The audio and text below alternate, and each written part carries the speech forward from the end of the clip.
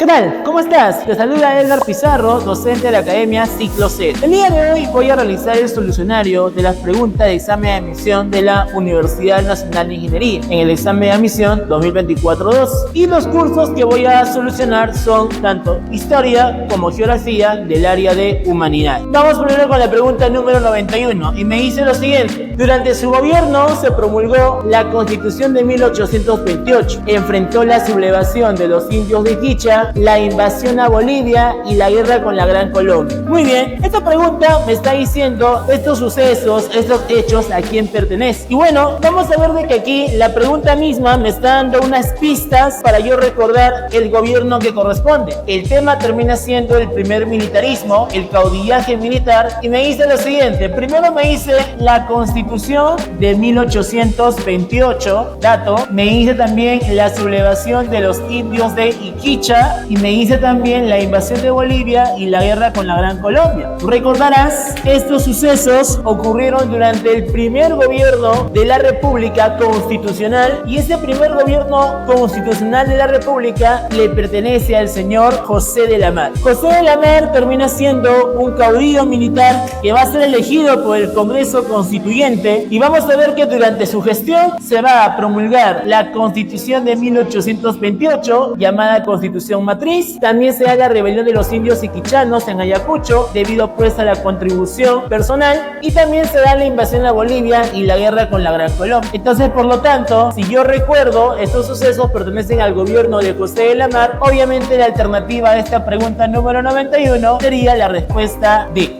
Vamos a ver de que la clave de esta pregunta sería la letra D, porque me están hablando acerca del gobierno de José de la Mar, que se dio entre el año 1827 a 1829. Entonces ahí tenemos la solución de acuerdo a esta pregunta de admisión. Bien, recuerda que el tema es el primer militarismo, caudillaje militar. Vamos a la siguiente pregunta, la pregunta número 92. Y dice así: la República Aristocrática, también denominado Segundo Civilismo, fue un periodo en el cual la oligarquía peruana monopolizó el poder. En función a ello, identifique una característica de este periodo. Muy bien, esta pregunta, el tema termina siendo la República Aristocrática, termina siendo pues los gobiernos del siglo XX, de acuerdo pues a los autores como Jorge Basadre y también como el señor Carlos Contreras. La República Aristocrática se caracteriza por el retorno del civilismo. Se da el predominio de este partido conformado por la antigua oligarquía o la aristocracia peruana. Y vamos a ver de que estos grupos de poder van a ser muy exclusivos en la política, beneficiando únicamente al sector civilista, beneficiando únicamente a la oligarquía peruana. Pero el problema es que este beneficio, que era únicamente para el sector civilista, no incluía a la mayoría de la población. Durante el siglo XX, en esos tiempos, aún todavía la mayoría de la población terminaba siendo indígena campesina. Y a pesar de que la mayoría de la población era indígena y campesina, vamos a ver de que estos eran excluidos de la política. No se les pedía su opinión, ni siquiera participaban en las elecciones. Por esa razón, en esta característica, vemos la característica social, en donde la mayoría de la población que es campesina, la población indígena, termina siendo excluida. Por lo tanto, de acuerdo a esta pregunta número 92, la respuesta sería la alternativa E, que indica la exclusión de la gran mayoría de la población que conforma la población indígena. Por lo tanto, la respuesta de esta pregunta sería la letra E de enano. Muy bien, hemos resuelto entonces las dos preguntas del curso de Historia. Vamos ahora al curso de Geografía. La pregunta número 96 me dice lo siguiente: con relación a la división del territorio peruano en 8 regiones naturales, marque la alternativa correcta. Muy bien, yo tengo que recordar en mi etapa de colegio que si me hablan de las 8 regiones naturales, el autor que distribuye, el autor que se encarga de dividir a estas regiones naturales en 8, termina siendo el señor Javier Pulgar Vidal. Recordemos que él se encarga justamente de dividir las 8 regiones. ¿Qué tipo de criterios se utiliza para dividir esas regiones? Hablamos de criterios o altura, altitud, hablamos del clima, hablamos de la flora, la fauna. Entonces, esos criterios es lo que Javier Pulgar Vidal utiliza para dividir a las 8 regiones naturales del Perú. Ahora, simplemente vamos a analizar las alternativas y nos vamos a dar cuenta cuál es la correcta. Por ejemplo, la alternativa A me dice, se basa en términos procedentes de los colonizadores españoles, no, porque vamos a ver que esta propuesta no lo hacen en el siglo XVIII, ni XVII, ni XVI. Esta propuesta se va a hacer a partir del siglo XIX y XX. Entonces, por lo tanto, la primera alternativa no corresponde. La segunda me indica, la región de la costa se conoce como Yunga. Recordemos que Yunga sería lo que hoy en día es Chosica, la zona de Ricardo Palma, o sea, más allá de Lima, llegando casi ya a la sierra central, la sierra de Junín, sería pues lo que es Yunga. Pero acá me dice costa. La costa no corresponde a la Yunga, por lo tanto, esta tampoco es.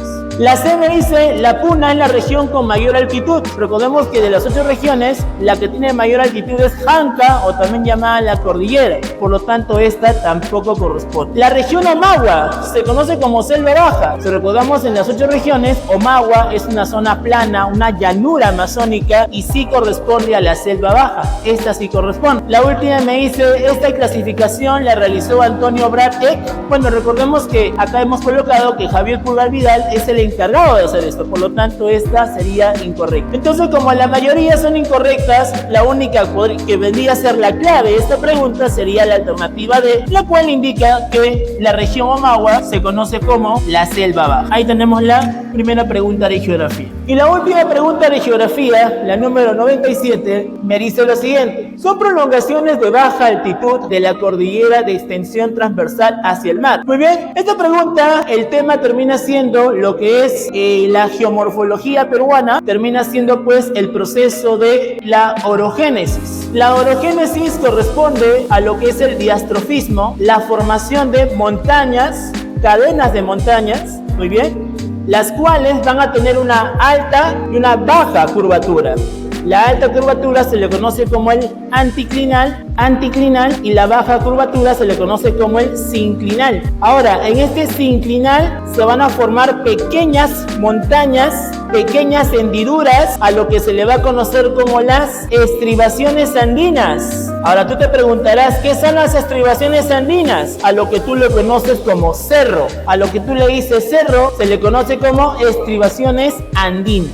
Por esa razón es que las estribaciones andinas vendría a ser la resolución justamente de esta pregunta, porque me habla de prolongaciones de baja altitud. Cuando es alta se refiere a la cordillera, a las montañas, a los picos más altos, como el caso del Huascarán. Pero cuando me dice baja altitud se refiere a las estribaciones andinas o simplemente pequeñas montañas cerca al mar. Por esta razón, de estas alternativas, la respuesta sería la letra D de dado, ya que me hablan acerca de estas estribaciones andinas. Pampas no puede ser porque las pampas corresponden a los lugares agrícolas en la costa. Los tablazos no puede ser porque pertenece a la epirogénesis, los levantamientos de la corteza. Depresiones sería lo contrario a los tablazos, los hundimientos, en este caso, de la corteza, y desierto sería la acumulación de arena producto de la erosión eólica. Por lo tanto, la única alternativa de esta pregunta 97 sería las estribaciones andinas, o como tú lo conoces como CER.